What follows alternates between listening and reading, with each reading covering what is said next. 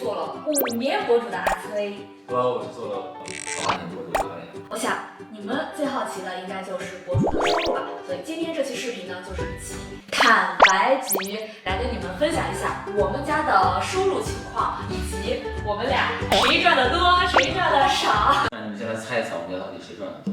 其实呢，也是来跟大家分享一下我们做博主的经历和自媒体的内容。因为在这方面呢，我们俩还是比较有发言权的。我现在都可以称得上是老博主了。那我也是老。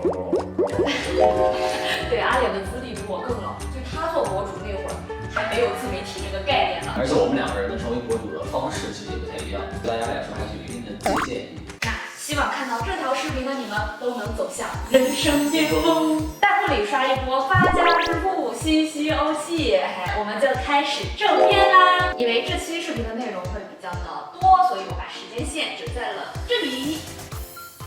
我们是如何成为博主的？那先从我来说起，我应该算是 PuppyTube 的第一批签约博主。那 PuppyTube 呢，应该也算是第一批比较成熟的 MCN 公司，当年也是各大榜单中的 No.1。我是2016年签约的，签约的时候微博只有几万粉，有些可能是通过我画的漫画关注我的，那还有一些呢，可能是通过阿脸关注我的。毕竟啊，那时候我还是阿脸这个大博主的小助理。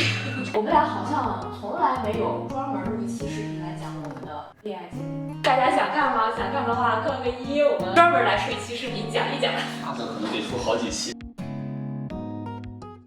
那签约之后呢，我就开始了我的视频博主之路。当时有做得好的视频呢，Puppy就会转发，那可是实实在在的流量。我记得第一次是点赞了我一条手绘经典歌曲的视频。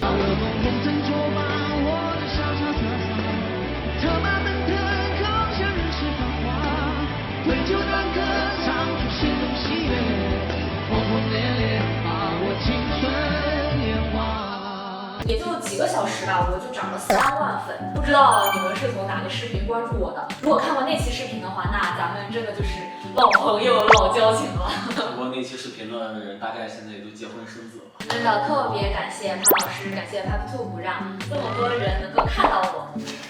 下一位。到我了。我们那个年代吧，就是有点感觉像上个世纪的事情。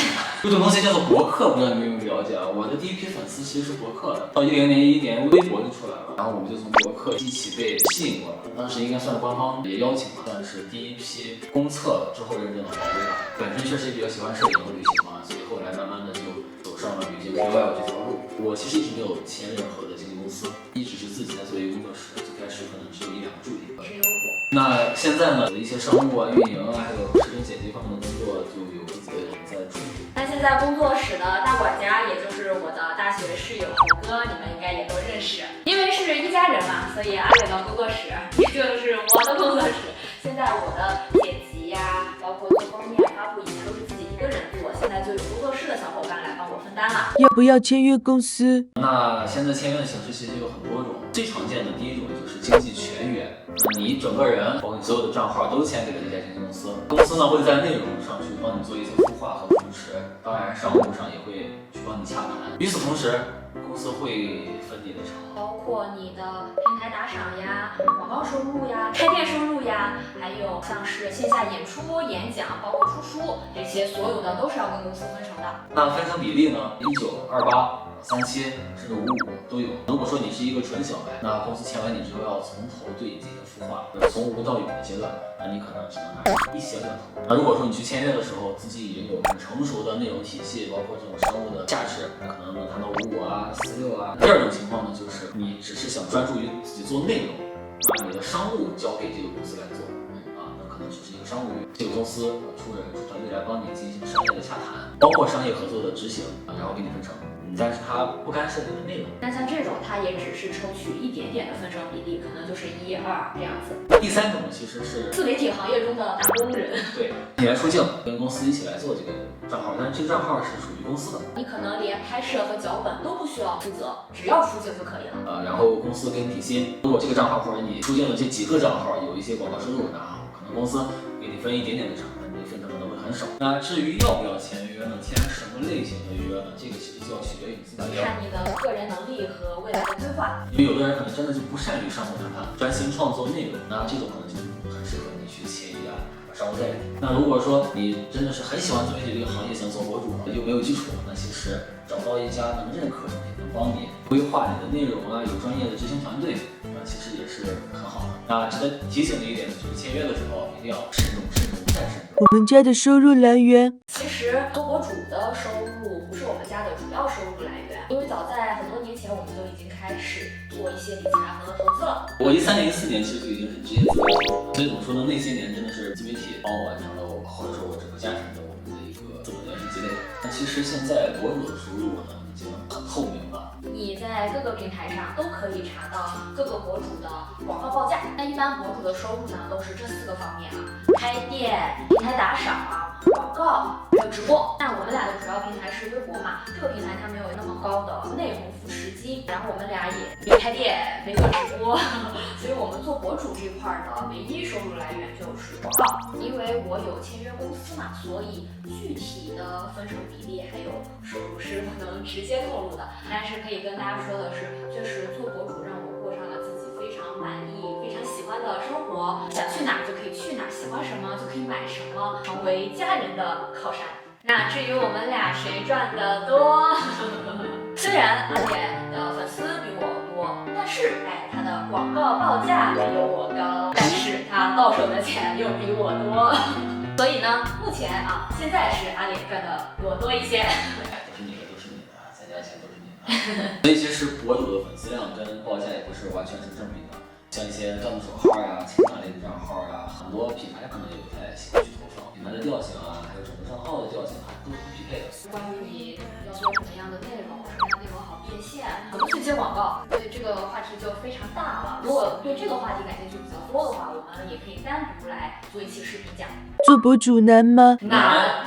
我想大家点开这个视频，可能都是奔着收入这个噱头点进来的。但现在大家都知道，博主的收入是比较高的，所以大家可能关心的也不是真正的一个数字，而是数字背后的故事。那很多人肯定觉得博主不光鲜亮丽，肯定赚很多的钱，工作又轻松又快乐，肯定比996的这种码农要开心得多。但其实这个幸存者偏差呢是没有意义的，因为任何一个行业它的前2年收入都是能赚到很多钱的。而且随着这个自媒体行业的发展嘛，越来越多的人都想来到这里分一杯羹，这个钱就没有以前那么好赚了。如果你也想做博主在初期一定要做好一个心理建设，就是你可能有很长一段时间，你精心做的内容是没有人看的，即使你的内容有人看了，你也可能接不到广告，赚不到钱，可能会有一些你不认识的人随便给你下定义，这些都是你需要做好一个心理准备的。我不知道在看我视频的你们有没有自己尝试过做自媒体，你们有遇到过这样的经历吗？像我刚做博主的时候，自媒体这个行业还没有那么的完善，品牌在这块的投入也不像现在这么多。做博主的前2年吧，基本上都是没有合作的，就是一直自己贴钱去做内容，而且前期的时候对自己内容的把控也不是非常的准确，常常就是做一段时间之后，关注我的人就不怎么感兴趣了。我当时真的也是频频想放弃，但是幸好我坚持下来了，跟我同期的那些博主差不多1半以上都放弃了。那在坚持下来的这小半部分人里面，大部分人呢也只是能达到一个吃喝不愁的状态，很难说就是做到财富自由挥霍自如那个样子。但是现在回想自己那几年真的也是特别的拼，满世界的飞，然后倒时差，然后每天熬夜拍摄、赶行程、写文案、写游记、写攻略、发布，包括这种跟粉丝的互动，还有跟商业方面的洽谈，全都是自己来做的。然后有的时候连续倒时差，可能一天平均也就睡5个小时，这个阶段可能大概持续了有2、3年的时间。所以那段时间现在回想起来，其实是很累、很拼的一个状态。做什么行业不苦呀？更何况我们是做着自己喜欢或者是擅长的事，我觉得我们已经非常非常幸运了。想要多少东西，你就要付出多少的努力。对。你适合做博主吗？适合吗？什么样的人适合做博主呢？我觉得人人都有机会。但是呢，如果你想做好一个自媒体人，我觉得以下这些条件还是需要满足的。接下来请对号入座，看看你到底适不适合做一个自媒体人。1、你有一技之长或者一个爱好。2、你喜欢分享吗？渴望和更多人建立联系吗3，你是一个自律的人吗？4，你能承受不认识的人对你品头论足吗？5，你是一个有足够毅力的人吗？以上这些如果都没有问题的话，就把没问题打在公屏上。恭喜你，你已经具备了成为博主的基本条件。其实前几年呢，我是比较焦虑的，就是很怕自己被淘汰。但是这几年吧，就可能是越来越清楚自己到底想要什么样的生活了。那我们俩也不是那种特别有事业心或者说是野心的人，就相对来说比较容易知足吧。所以哪一天如果我真的被大家遗忘了，我也是可以就是欣然接受，因为我觉得没有一个行业是可以做一辈子的，博主也是。我现在已经拥有了非常多的美好了，像是外面的老公，你是通过自媒体认识的，善良可爱的观众，认可我的品牌爸爸，以及一起共事的小伙伴全世界有那么多人在一起用我设计的本子，这些已经是太多的美好了，已经是值得我炫耀和骄傲一辈子的事儿。你看你有了足够多的有成就感的快乐。对。